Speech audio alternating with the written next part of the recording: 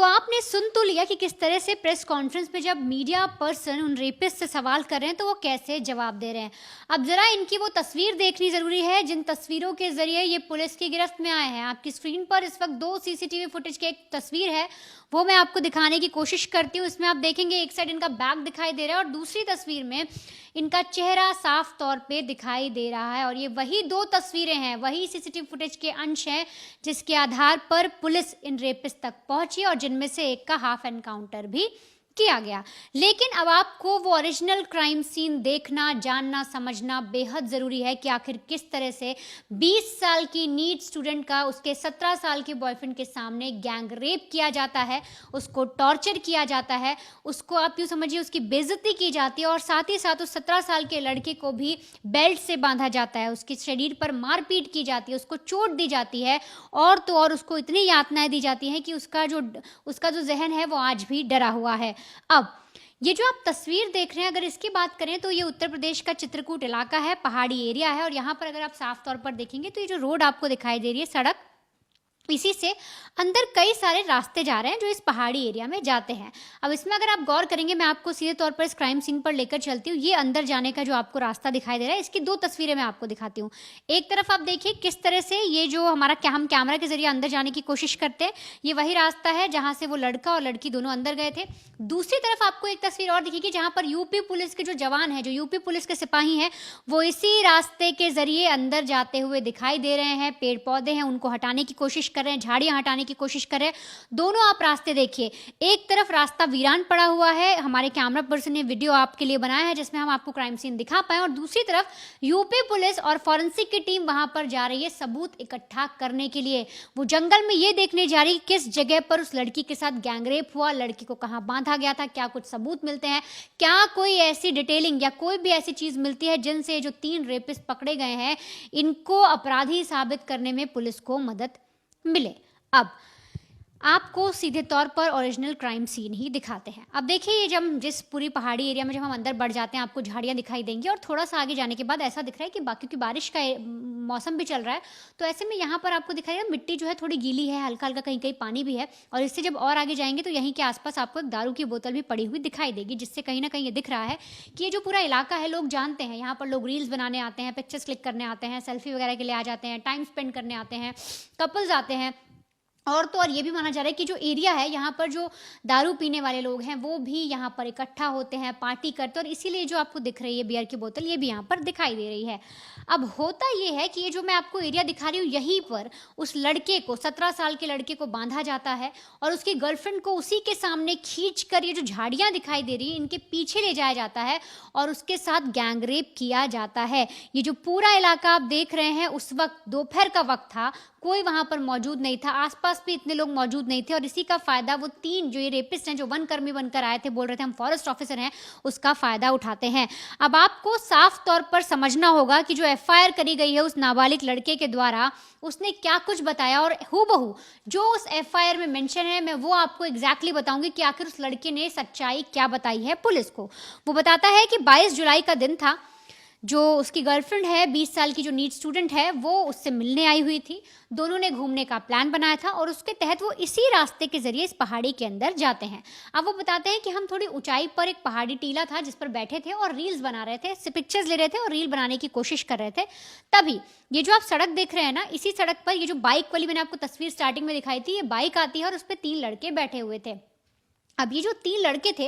ये अंदर देखते हैं इन्हें कुछ हलचल दिखाई देती है और उन्हें एक लड़की दिखती है। अब ऐसे में ये जो तीनों लड़के थे इनके दिमाग में जो गंदगी भरी हुई थी, इन्हें लगता है कि इन्हें इनका शिकार मिल गया और ये फौरन अंदर चले आते हैं। अब इसके आगे जो एफआईआर है, जो शिकायत की गई उसमें जो लड़का है वो ये बताता है कि अब इसके बाद जैसे ही वो 3 लड़के हमारे पास आते हैं वो हमें डराते हैं, धमकाते हैं और साफ तौर पे पूछते हैं कि तुम दोनों यहाँ पर क्या कर रहे हो। इस पर लड़का, 17 साल का जो लड़का है वो जवाब देता है कि सर हम यहाँ पर रील्स बना रहे हैं, टाइम स्पेंड करने हैं। और इस पर जो 3 लड़के वहाँ पर खड़े थे वो कहते हैं कि मैं फॉरेस्ट ऑफिसर हूँ और यहाँ पर खड़े हो तो इसके लिए पैसे निकालो। अब जब ये जो दोनों बच्चे थे, 20 साल की लड़की और 17 साल का लड़का, जब भी साफ तौर पर बोलते हैं कि आप पैसे किस चीज़ के लिए मांग रहे हैं, हम तो यहाँ सिर्फ रील्स बना रहे हैं, यहाँ तो कोई भी आ सकता है, तो उसके बाद इस शिकायत में लिखा गया उस लड़के के द्वारा, उसने जो पुलिस को बताया है कि फिर वो मेरी गर्लफ्रेंड को बैड टच करना शुरू करते हैं, वो मेरी गर्लफ्रेंड को इधर उधर गलत जगह हाथ लगाना शुरू करते हैं, जिस पर मैं उन्हें पीछे करने की कोशिश करता हूँ, उन्हें मना करने की कोशिश करता हूँ। तब ऐसे में उन 3 लड़कों में से जो वनकर्मी बनकर आए थे, जो रेपिस्ट जिनकी आपने शक्लें देखी, उनमें से जो एक लड़का है वो फौरन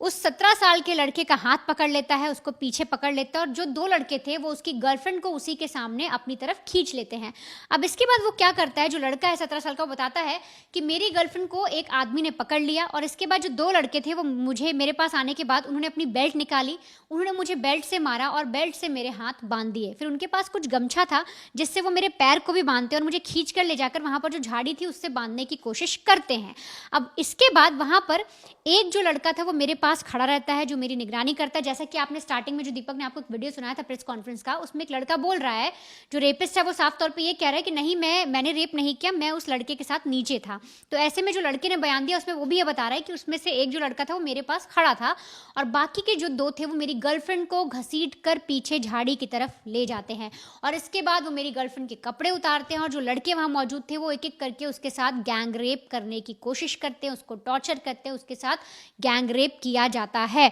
आगे लड़का बताता है कि इसके बाद वो मुझे मारते पीटते हैं, मुझे बांधते हैं, मेरे हाथ पैर भी बांध देते हैं, लेकिन जो मेरी गर्लफ्रेंड थी उसको भी लगातार टॉर्चर कर रहे थे। मैं अपने हाथ पैर खोलने की कोशिश कर रहा था, लेकिन इसके बावजूद मैं कुछ नहीं कर पाया, मैं बहुत असहाय था। मेरी गर्लफ्रेंड वो सामने चिल्ला रही थी, मुझे दिखाई दे रहा था, मुझे उसकी चीखें सुनाई दे रहा था, मुझे समझ में आ रहा था कि वो रहम की भीख मांग रही है, लेकिन मैं कुछ नहीं कर पाया। मैं सिर्फ जमीन में अपना सिर पटक रहा था, मैं कैसे भी कोशिश कर रहा था कि मैं अपने हाथ खोल पाऊं।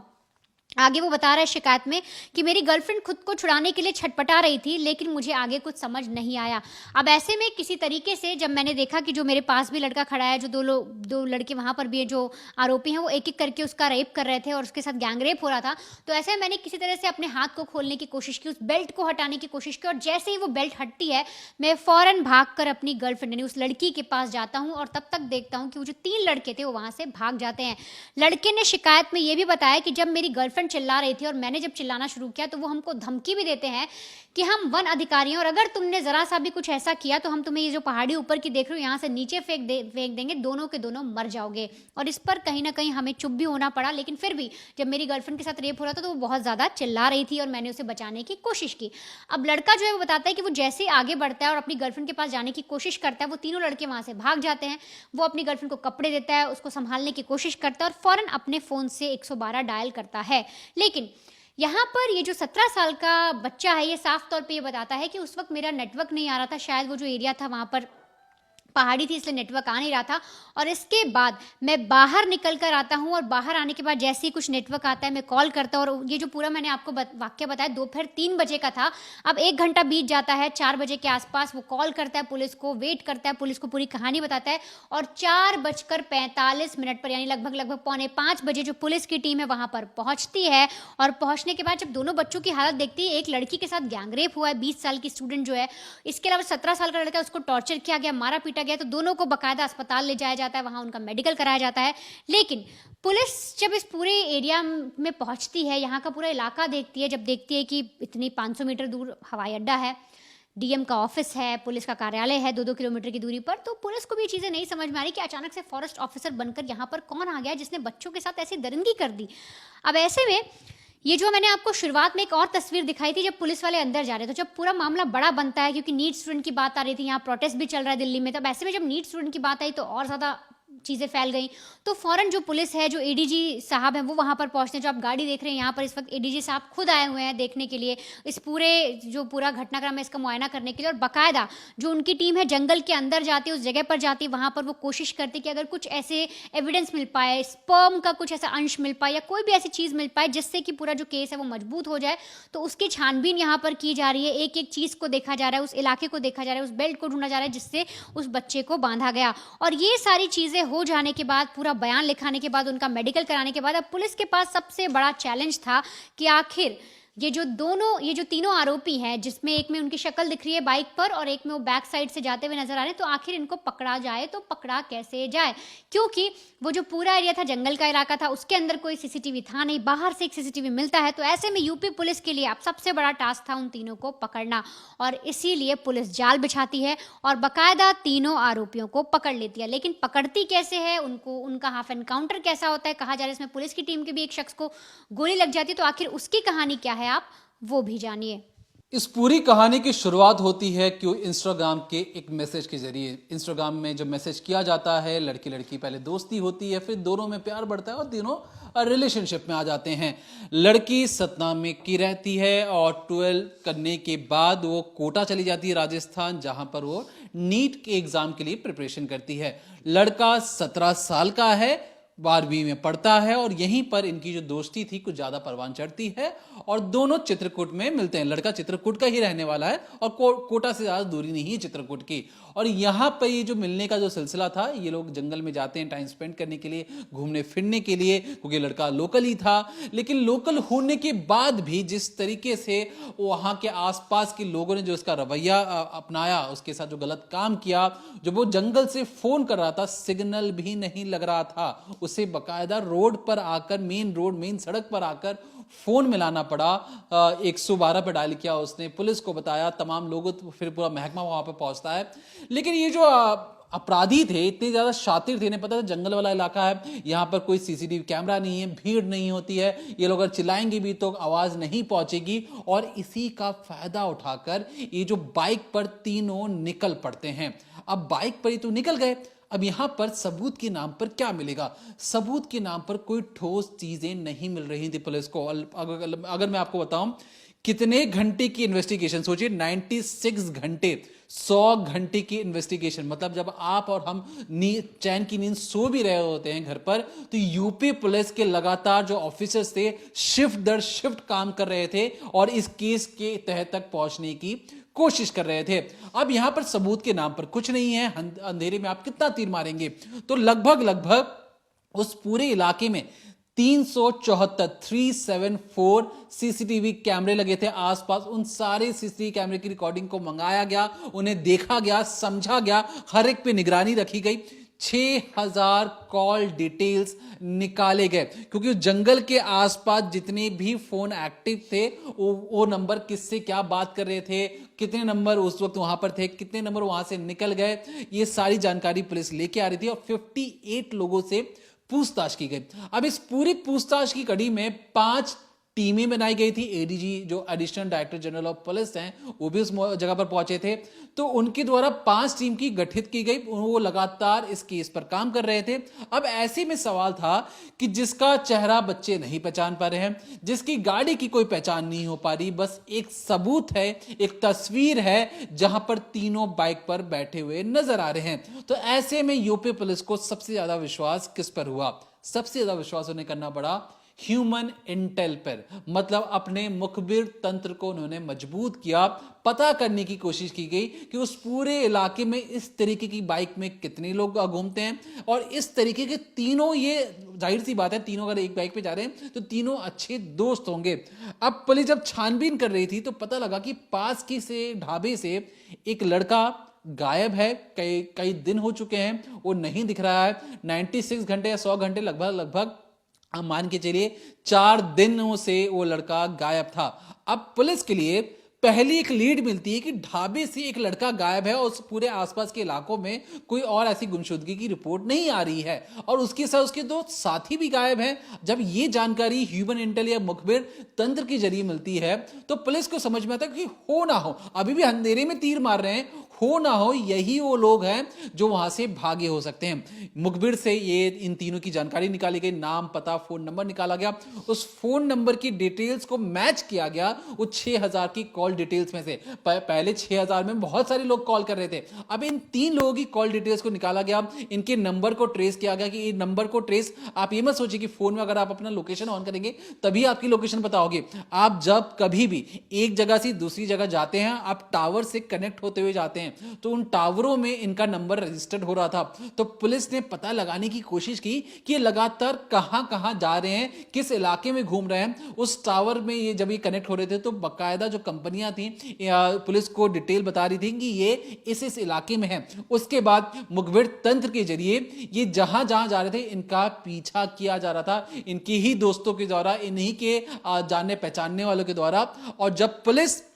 इन तक पहुंचती है तो ये जो जितेंद्र है, जो मेन अपराधी है, वो भागने की कोशिश करता है। ये जो तस्वीर आप देख रहे हैं, बाइक उल्टी पड़ी हुई है, चौक से बनाया हुआ क्राइम सीन लिखा हुआ है, यहीं पर ये पुलिस पर गोली चला देता है। और पुलिस जवाबी कार्रवाई में, जो यूपी पुलिस की रटी रटाई कहानी है कि उन्होंने हम पर फायर किया, हमने उन पर फायर किया, हमने गोली मार दी, तो सबसे बड़ा सवाल कि उन अपराधियों से गोली कहां से आ गई, बंदूक कहां से आ गई। पुलिस आज तक इस नेक्सस को ही नहीं तोड़ पाई। ये मेरी कहानी नहीं है, ये यूपी पुलिस की कहानी है, क्यों हम पर गोली चला देते हैं। तो यूपी में कट्टा और बंदूक का बिजनेस अभी भी इतने जोरों पर है कि किसी भी आम अपराधी तक ये बड़े आराम से पहुंच जाता है। अब जब जितेंद्र की कुंडली खंगाली गई तो जितेंद्र की कुंडली के जब खंगाली जा रही थी तो पता लगा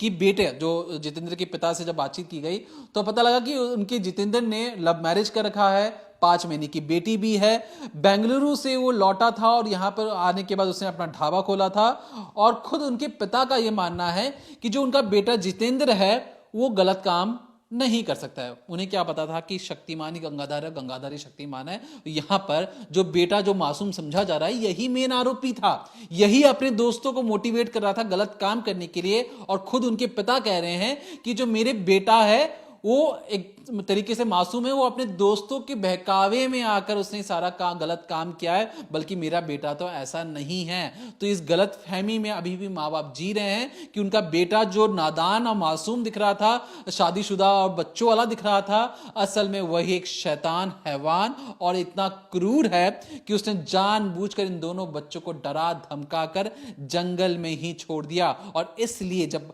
मीडिया वाले सवाल पूछते हैं कि क्या इससे पहले भी तुमने गंदा काम किया है, वो झिझकते हैं। और हो ना हो इन्हें जरूर कुछ ना कुछ गलत काम किया होगा, तभी इनके हौसले इतने ज्यादा इस वक्त भी बुलंद थे और ये झिझक रहे हैं जवाब देने में। सोचिए इससे पहले भी उन्होंने किस तरीके का अगर काम किया होगा, तो इनके अंदर इसलिए डर भय नाम की कोई चीज थी ही नहीं। बगल में ढाबा था, जंगल दिखा, जंगल में 2 मासूम बच्चे दिखे और वहीं पर उन्होंने सोचा कि इनका फायदा उठाया जाए। तो फिलहाल के लिए यूपी पुलिस ने अपनी इन्वेस्टिगेशन के जरिए इन्हें पकड़ा, एनकाउंटर किया, ठीक करवाया और फिर मीडिया वालों के सामने पेश किया। कोर्ट में भी इनकी पेशी होगी। लेकिन ये काबिल तारीफ है कि जिस 100 घंटे में हम पहले एक वीडियो में सवाल उठा चुके हैं कि क्या यूपी पुलिस क्यों अब तक नहीं पकड़ पा रही है, तो यूपी पुलिस लगातार दिन और रात एक कर कर इन अपराधियों तक पहुंचने की कोशिश कर रही थी, उनका एनकाउंटर करती है और फिलहाल इन्हें सलाखों के पीछे पहुंचा दिया जाता है। तो हमें लगा कि इस खबर को आप तक पहुंचाना बेहद जरूरी है, क्योंकि जो लोग सोचते हैं कि हम परफेक्ट क्राइम करके बच जाएंगे, हम कोई भी क्राइम करेंगे, डराएंगे, धमकाएंगे और निकल जाएंगे, तो ऐसी गलतफहमी में ना रहें, क्योंकि यूपी पुलिस आपको पताल से भी ढूंढकर बाहर निकालेगी। तो फिलहाल के लिए देखते रहिए decoding crime, Monday to Friday शाम 7:30 बजे ओनली ऑन क्राइम तक।